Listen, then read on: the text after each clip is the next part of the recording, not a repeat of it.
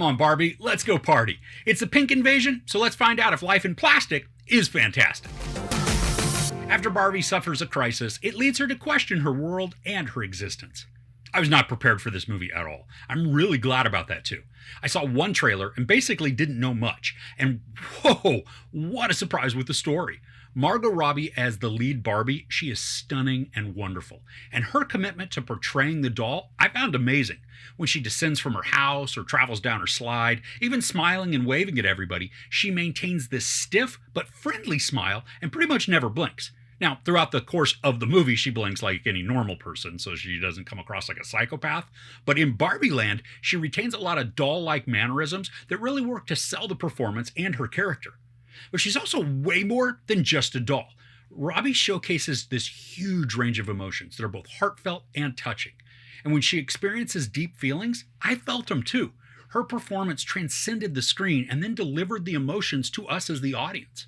Ryan Gosling as Ken gets to steal a bunch of scenes. Now, he's at first playing a sort of sidekick or tag-along to Barbie, but he gets his own moments where he becomes the central focus, and his persona carries so many messages with it. Some are funny and silly, others biting with truth, and portions of his arc were a bit of a shock to me, but in a totally awesome way. Now, there are a lot of other Barbies and Kens, and some get prominence. Well, a lot of them just get a bit of screen time and maybe a couple lines so that they're not just background performers.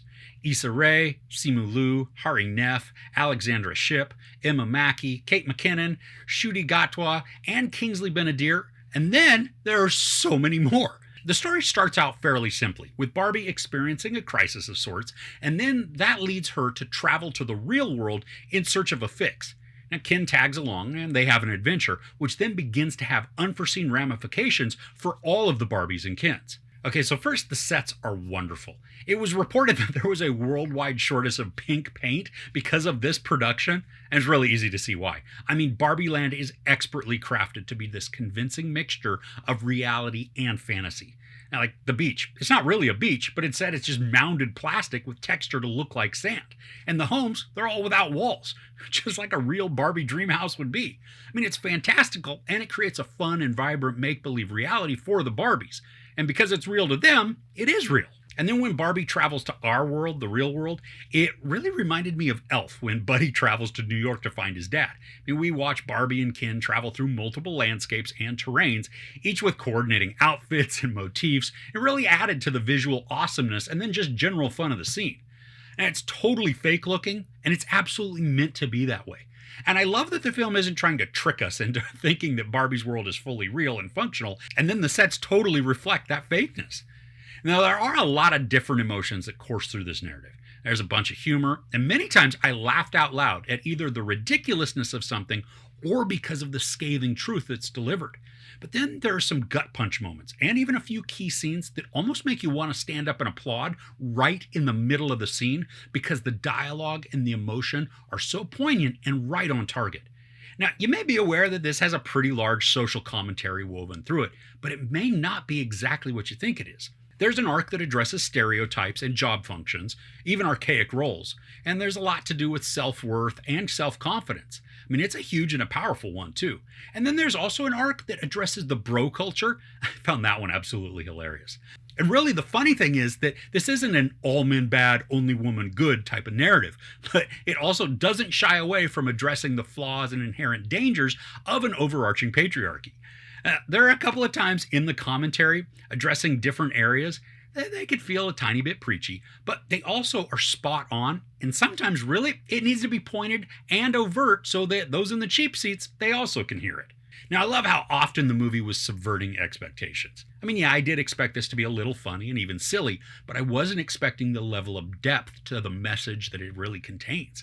There's a moment when America Ferrera's character delivers a speech, and you may just see that as the clip as she's being nominated for a Best Supporting Actress.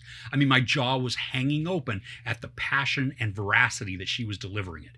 And it was powerful, touching, relevant, and then searing. I absolutely loved it. Now, I am somebody that appreciates musicals, and while this isn't that at all, there are a couple of dance and musical numbers that really blew me away. Ryan Gosling performs one of the songs. I was pleasantly surprised at how great his voice is. The song is captivating and fun and actually really catchy. And the same goes for the dance numbers. They are highly stylized and choreographed, which they're meant to come across that way. And it's even mentioned that they'd be doing it that way. So the areas of self-awareness, they're great additions also to the story. Now, because this is Barbie, I can see a lot of parents looking to take maybe their younger kids to this. I don't think they're going to be into it at all. There was a kid in our audience that was sitting right in front of us, and they were bored and then squirrely after about 30 minutes. Tweens and older will certainly get a lot more out of this because while the visuals are bright and cheery, the messaging, humor, tone, and emotion, they're all directed toward a more emotionally aware crowd. Now, the movie is just short of 2 hours, and through almost all of it, I wasn't aware of the time. But there is a moment toward the finale that it's both necessary and emotional, but it also feels like a shift in the storytelling. And that then made me aware of time. And it had me really wondering how much was left. Now, I was still completely engaged and I was loving the story, but that momentum towards the end, it wavered and it faltered some. And there are also some areas of the story that feel a little clunky. There's a point when a group is traveling, and we watch a small part of that, which I think is all we need because we've already seen that journey a few times with other people.